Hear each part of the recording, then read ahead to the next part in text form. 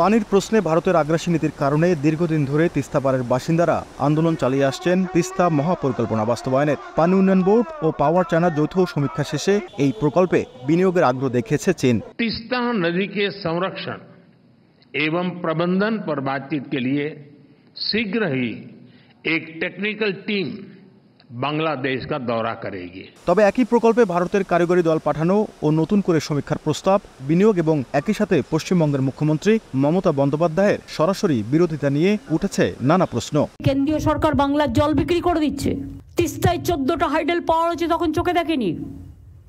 ফরাক্কানি আবার চুক্তি রিনিউ হচ্ছে, আমাদের জানালো না। এদিকে 27 জুন পররাষ্ট্রমন্ত্রী হাসান মাহমুদ সাংবাদিকদের জানান, তিস্তা যেহেতু ভারত ও বাংলাদেশের যৌথ নদী, সে কারণে ভারত সহযোগিতা করলেই ভালো হয়। চায়না অনেক আগে প্রস্তাব দিয়েছিল, এরপরে ভারতের প্রস্তাব আসছে।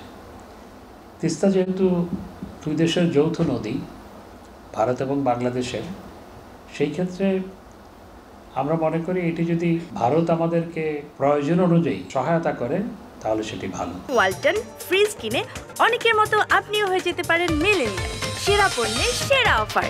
তবে গবেষকরা বলছেন, যে দেশ তিস্তার পানি শোষণ করছে দীর্ঘ সময়, তিস্তাকে মেরে ফেলার সব আয়োজন করেছে, তাদের এমন প্রস্তাব শুধুমাত্র সময়ক্ষেপণ। তিস্তার সঙ্গে পানি বন্টন চুক্তি চূড়ান্ত হয়ে আছে, শুধু সই করলে হয়। সে সই না করে নতুন কারিগরি টিম এসে কি দেখতে চায়, কি দেখাতে চায়, এগুলো হচ্ছে প্রহসনমূলক আলাপ আলোচনা।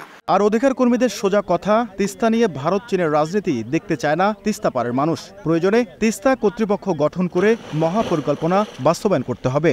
প্রয়োজনে তিস্তা কর্তৃপক্ষ গঠন করো। তিস্তা পাড়ের 2 কোটি মানুষ এই প্রকল্পে অনুদান দিতে প্রস্তুত, দেশবাসী তো আছে। কিন্তু এই প্রকল্প কোনোভাবেই চীন ভারতের দৌলতের জায়গায় নিয়ে যাওয়া যাবে না। এমন পরিস্থিতিতে ভূরাজনৈতিক শক্ত প্রতিকূলতার পাহাড় ডিঙ্গিয়ে সূচিত হবে উত্তর জনপদের মানুষের স্বপ্নযাত্রা, তিস্তা মহাপরিকল্পনা, এমনটাই প্রত্যাশা সংশ্লিষ্টদের।